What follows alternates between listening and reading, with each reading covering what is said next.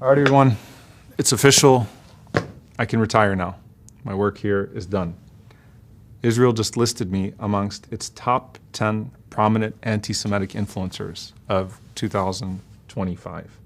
And you can see here, it puts people like Tucker Carlson and Greta Thunberg.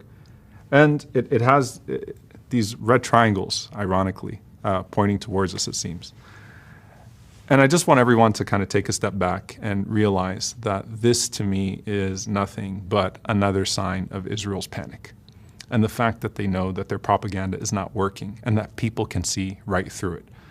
And I've been sent this list now so many times over the last 3 days. It's crazy. I've been sent this list by people in the Arab world. I've been sent this list by people, obviously, that are seeing it now pop up on English news sites.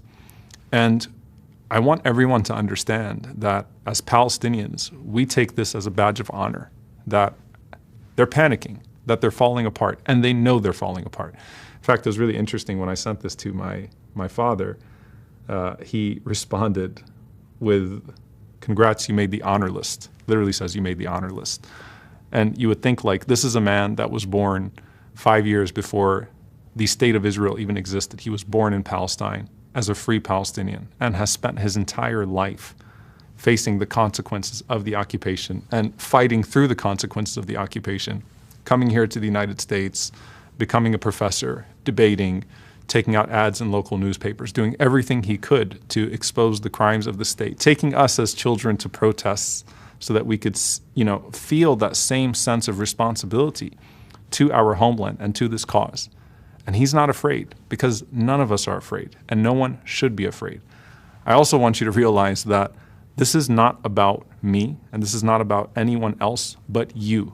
This is actually about your ability to speak up. This is because Israel does not want people critiquing its crimes.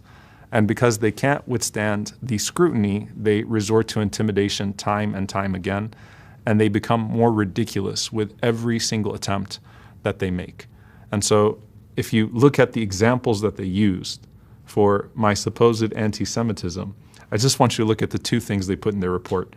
The first one is children's limbs stolen in Gaza, children's lives stolen in the West Bank. Children in Palestine continue to wonder why the world does nothing to stop their occupiers. Does that sound anti-Semitic to you? The second post is, for every single voice that you seek to silence, a million will speak in their place. My brief address at the National March on Washington today. This was dedicated to our brave student activists arbitrarily detained by ICE at the behest of Israel. Does it sound anti-Semitic to you, right? They've broadened the definition of anti-Semitism so much that it's become inconsequential. And they've tried so hard to make anti-Zionism a form of anti-Semitism because they're not actually trying to protect Jewish people anywhere. They're trying to protect themselves and shield themselves from any accountability for their crimes, which have now been laid bare for the entire world to see. And so, Israel, we're not afraid of you. And I want you to know, whoever compiled this report, that we're going to do everything that we possibly can do to make sure that we're on your 2026 report and your 2027 report, or however long you continue to traffic in this nonsense. And I want to send a message especially to those that are concerned, or to the activists, first and foremost to those that have actually been doxxed by Israel, because these shady watch lists have been, put through all sorts of systems and institutions in the United States. And that should be a cause of concern for any American, that it's not just your politicians that are responding to lobbies. It's not just your mainstream media newsrooms.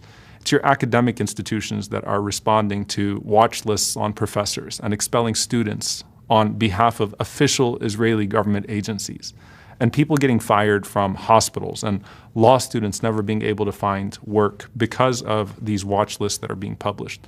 That, at the end of the day, for me, all I've really seen is an uptick in hack attempts, desperate attempts to run ads on my name. And so, yes, they've tried to hack multiple devices and multiple accounts.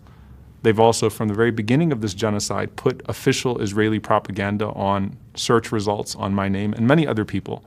They have obviously trafficked in smear campaigns, and we've seen all these bots that go into comments on every single social media platform and try to originate or amplify smear campaigns that will work with that audience. So if it's towards a Muslim audience or towards a non-Muslim audience, because obviously their goal is to delegitimize.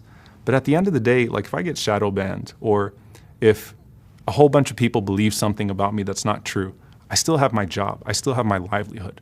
The fact that school teachers and med students and law grads are getting fired because of this, because they dare critique Israel, should be alarming to each and every single one of you, right? And that should be something that you think about.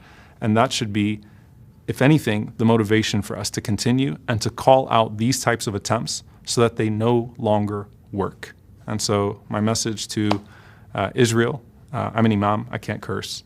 So I'll try to keep this as PG as possible. I'm just going to say we're not afraid of you, and we're going to keep on doing this. My message to everyone else is keep going and do not be afraid.